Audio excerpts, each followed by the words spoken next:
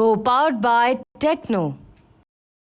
और बात जब डिलीवरी बॉय की खुशियों की हो रही है तो आपको उसके घर को और उसके घर वालों की खुशियों को भी देखना पड़ेगा, क्योंकि एक पारिवारिक आदमी पूरे परिवार से जुड़ा होता है और उसकी खुशियां परिवार की खुशी से जुड़ी होती है।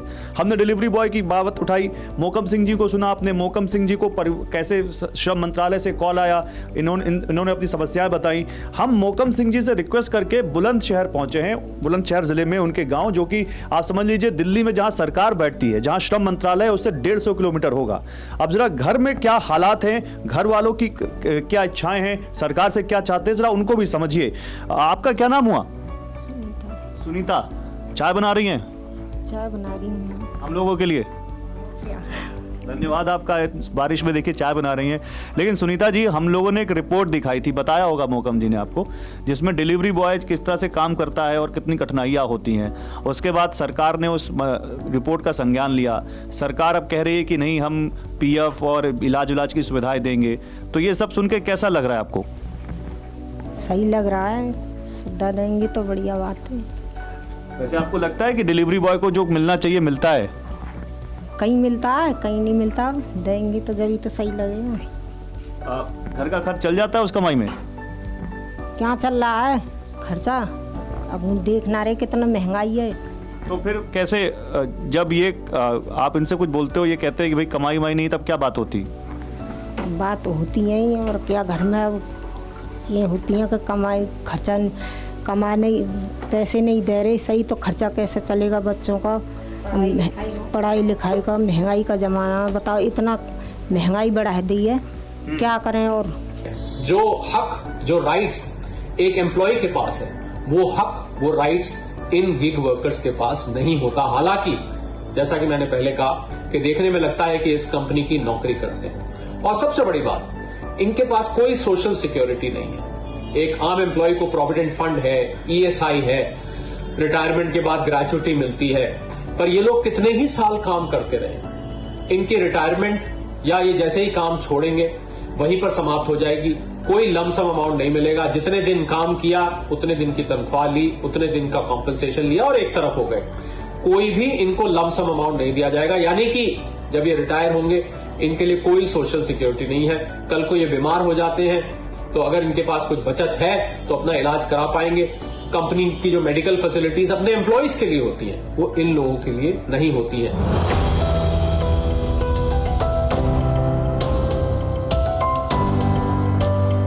डिलीवरी बॉय, खुशियों की डिलीवरी कब?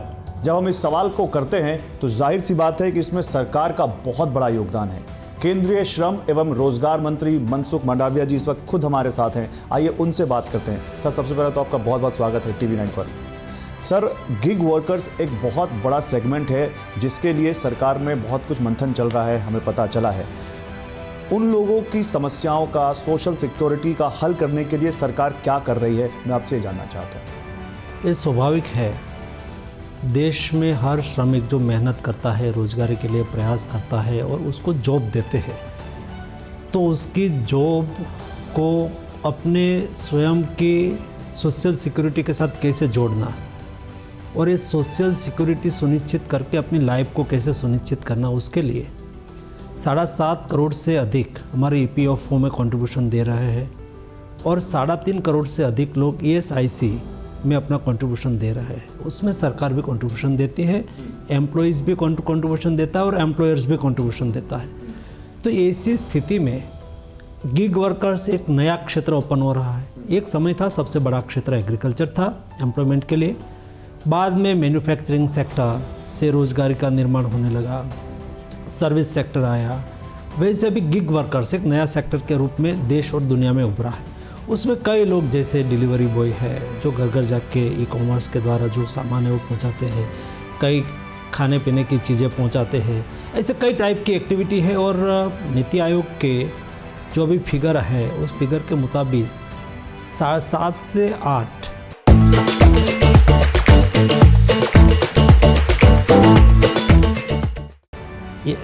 मिलियन यानी कि 70 से 80 लाख ऐसे वर्कर्स हैं। तो उसको स्वाभाविक तौर पर उसका लाइफ को सुनिश्चित करना ये हमारी सरकार की प्राथमिकता है।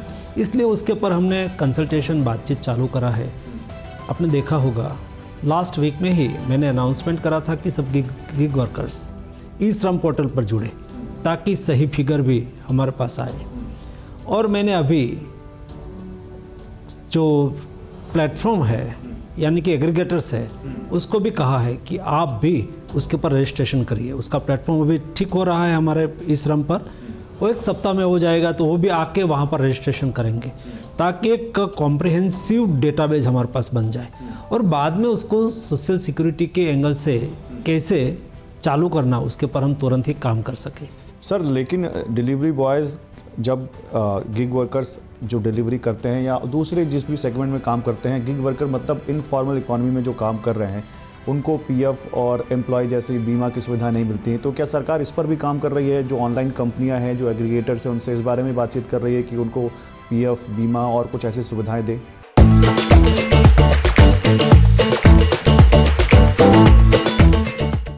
उसके लिए हमारे एग्रीगेटर्स के साथ भी बहुत बार कंसल्टेशन हुआ है। अलग अलग उसके भी एसोसिएशन बने हुए हैं, उसके साथ भी डिस्कशन चल रहा है और उसमें से एक ऐसा रास्ता हम आइडेंटिफाई कर पाएंगे जो फैसिलिटी, जो सुविधा, फॉर एग्जांपल ऐसी के कोई लाभार्थी है, सारे परिवार को हेल्थ सिक्योरिटी मिलती है, उसको all type of expenses ESIC की अस्पताल में होता है और हम उसको में एक स्टेप और आगे बढ़ने की दिशा में काम कर रहे हैं। भविष्य में ESIC के लाभार्थी है जो सुविधा अपने अस्पताल में नहीं होगी तो अपनी इच्छा के अनुसार आयुष्मान भारत योजना के साथ NPLN अस्पताल में जाके भी ट्रीटमेंट करवा पाएंगे। वैसे EPFO में उसका पैसा कटता है। ये दोनों में जब उसके यहाँ बच्चे की शादी हो, बच्चे को पढ़ाना हो या तो कोई अपने यहाँ एक्सीडेंटल कोई घटनाएं हुई हो और उसको पैसे की रिक्वायरमेंट हो तो EPFO में जाके या ESIC से वो पैसा उठा सकते हैं ताकि उसकी लाइफ स्मूथ बने और उसको लगे कि मेरी क्राइसिस में हमारी व्यवस्था है, हमारा कंट्रीब्यूशन हमें सहयोग करेगा, तो खुशी से उसका कंट्रीब्यूशन भी देंगे, सरकार उसका मैनेजमेंट करेगी, थोड़ा कंट्रीब्यूशन भी देगी, एम्प्लॉयर भी अपना कंट्रीब्यूशन देंगे। आपने देखा होगा अभी महत्वपूर्ण ये सारा बजट एम्प्लॉयमेंट सेंट्रिक बजट है। 4 करोड़ नए जॉब निर्माण की बात है और ये 4 करोड़ नए जॉब निर्माण के लिए 2 लाख करोड़ का बजट आवंटन व्यवस्था होनी है, तो उससे अल्टीमेटली जॉब और जॉब के बाद उसकी लाइफ, सोशल सिक्योरिटी दोनों सुनिश्चित होता है। वैसे उसको गिग वर्कर्स को भी मैं क्लियर मानता हूँ कि उसको भी इस फैसिलिटी के साथ जोड़ा जाएगा। आखिरी सवाल, गिग वर्कर्स की कमाई बढ़े, इसको लेकर भी क्या आपने कंपनियों से कोई बातचीत की है और उनको और सुविधाएं दे कंपनियों का क्या रुख है? उसमें कंपनियां भी बहुत पॉजिटिव है। सभी कंपनी ने अपनी अपनी बात रखी है क्योंकि एक कंपनियां गिग वर्कर्स को काम के पर पैसा देती है, डिलीवरी पर पैसा देती है, जितना काम करे इतना पैसा देते हैं। कोई डेज पर डे काम के पर पैसा देते हैं, कोई मंथली काम पे भी पैसा देते हैं। तो उसमें से कौन से मॉडल पे उसकी इनकम यानी कि आय सिक्योरिटी, सैलरी सिक्योरिटी भी होनी चाहिए। कई बार एक व्यक्ति ऐसे 2-3 एग्रीगेटर के साथ जुड़ा हुआ होता है तो अपनी सुविधा के अनुसार काम कर लेता है, तो ऐसी स्थिति में उसको कैसे समाहित करके उसके बारे में सोचा जाए, उसके दिशा में भी बहुत डिस्कशन होता है। लेकिन मैंने देखा सभी का कोऑपरेटिव मोड रहा है, सब लोग कहते हैं कि ये करना चाहिए, सहमत होते हैं, मॉडल बन रहा है। मॉडल बनने के बाद हम इम्प्लीमेंटेशन में आएंगे। एक टाइमलाइन कोई दे सकते हैं कब तक ये लागू हो जाएगा? जल्द से जल्द लागू हो ऐसा प्रयास हम करेंगे क्योंकि टाइमलाइन तय हो जाती है, निश्चित हो जाती है, बाद में आगे पीछे होता है तो फिर आप पूछेंगे कि हुआ नहीं। जल्दी हो जाए ऐसा करेंगे।